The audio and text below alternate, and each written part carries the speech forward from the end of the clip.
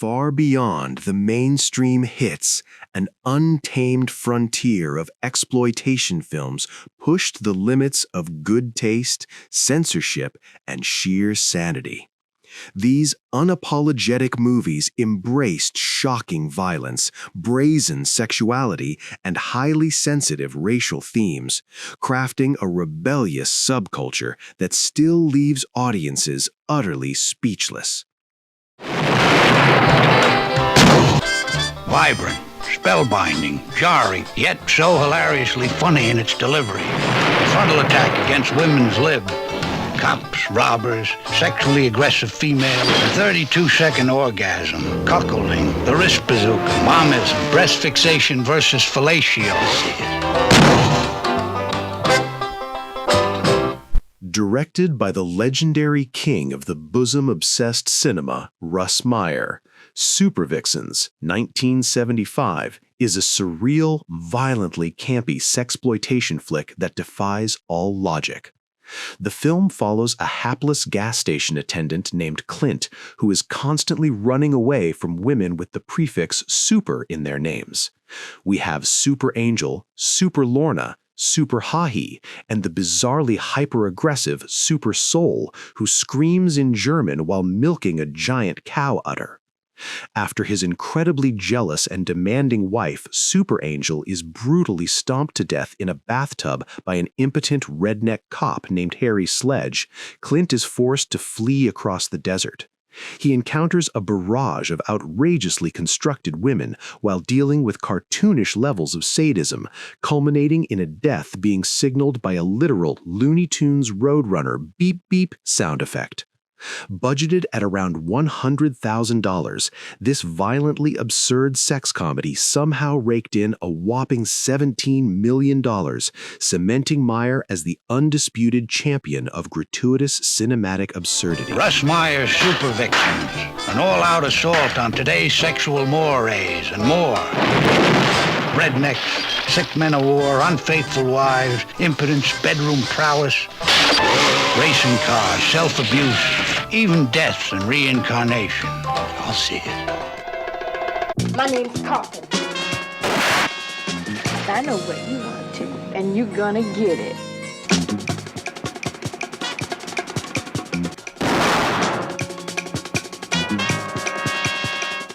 Before Quentin Tarantino was worshipping at her cinematic altar, Pam Grier absolutely redefined the revenge thriller in Jack Hill's Coffy, 1973. Pam plays nurse flower child Coffy Coffin, an emergency room nurse by day and a shotgun-toting vigilante by night. Enraged that her younger sister was given tainted drugs, Coffy decides the legal system is useless and takes out the local drug syndicate herself. Posing as a Jamaican sex worker who hides razor-sharp blades in her magnificent afro, she flawlessly infiltrates a world of corrupt politicians and sleazy pimps. The movie reaches peak 70s insanity when Coffy fakes a drug high using a sugar solution and stabs a hitman in the jugular, then literally emasculates her corrupt two-timing politician boyfriend with a shotgun. Filled with anti-drug messaging wrapped in massive brawls and grit, Coffy became an instant smash hit, making $4 million and cementing Grier as the legendary, unstoppable cinematic icon.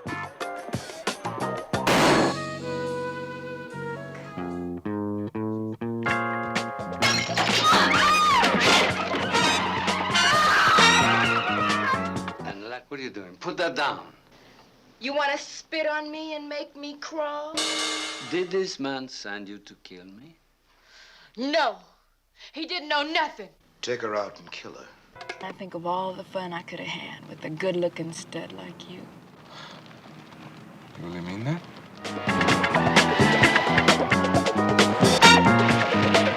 All your friends are dead. Well, I killed them all.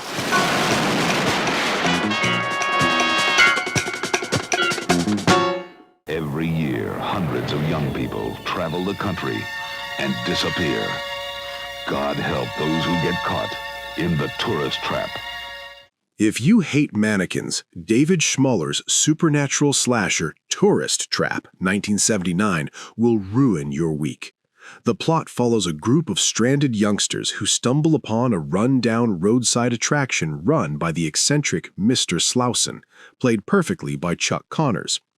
The gang quickly realizes they're trapped in a horrifying museum of animated waxwork figures controlled by a telekinetic killer wearing a grotesque mask. What starts as a standard flat tire setup escalates into pure madness as mannequins cackle, objects fly across the room on their own, and one poor girl gets strangled by her own scarf. Connors actually plays both Slauson and his brother Davey disguised by under the fake name Shaler Kobe.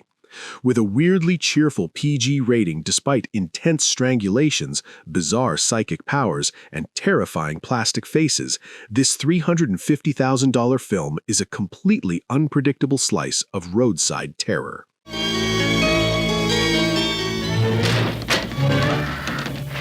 Trapped.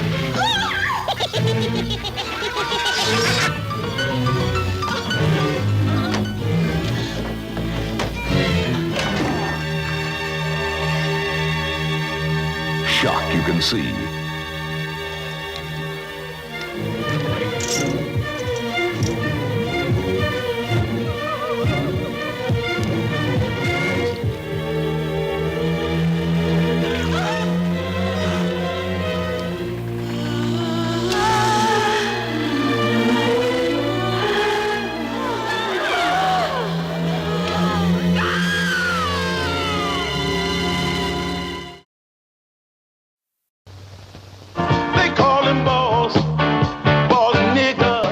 They rode into a white man's town, bringing black man's law. He's black. He's brutal.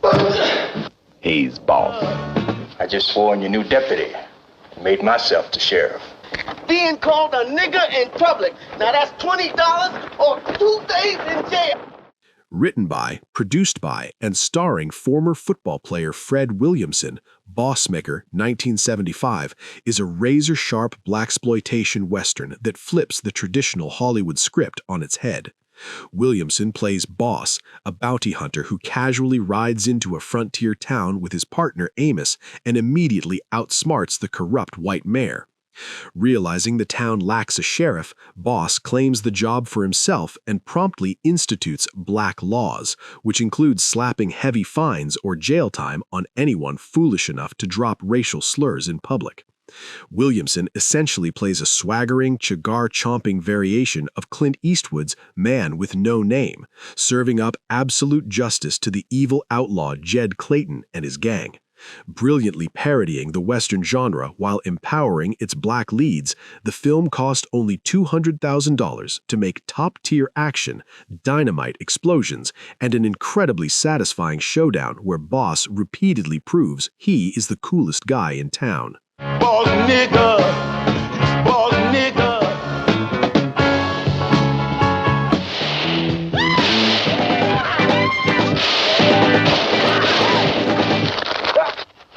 Take your filthy black hands off me, nigger!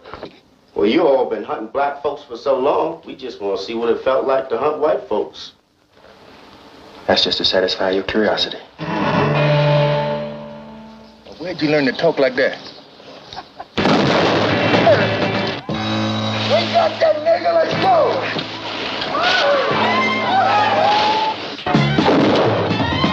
Fred Williamson is Boss Nigger. Derville Martin, his deputy. He's so bad, they call him boss. They call him boss.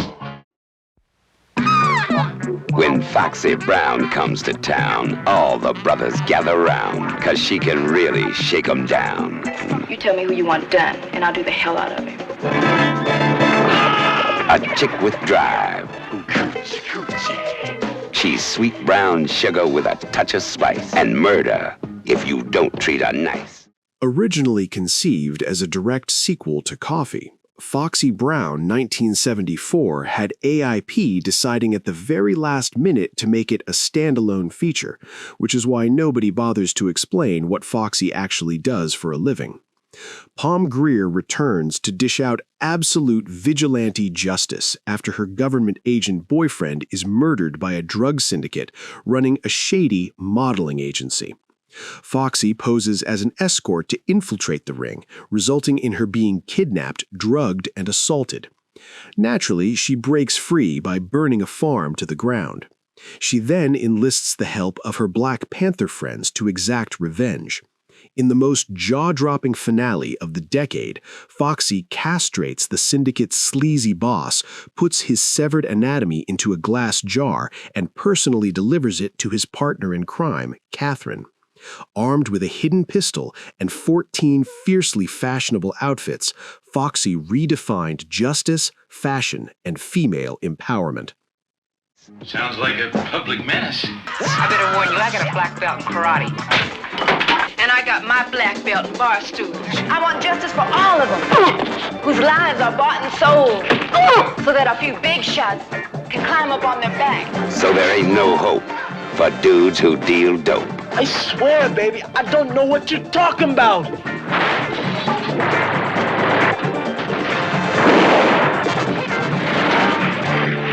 Foxy Brown. The 1970s was a truly untamed era for cinema, gifting us with bold, highly controversial, and wildly entertaining films. They pushed the boundaries of taste, blended shocking violence with surreal humor, and sparked conversations that are still relevant today. These movies proved that independent filmmakers were not afraid to cross the line. If you enjoyed this wild trip through the chaotic world of 1970s exploitation cinema, please be sure to check out the other videos on our channel. Hit that subscribe button for more outrageous movie history.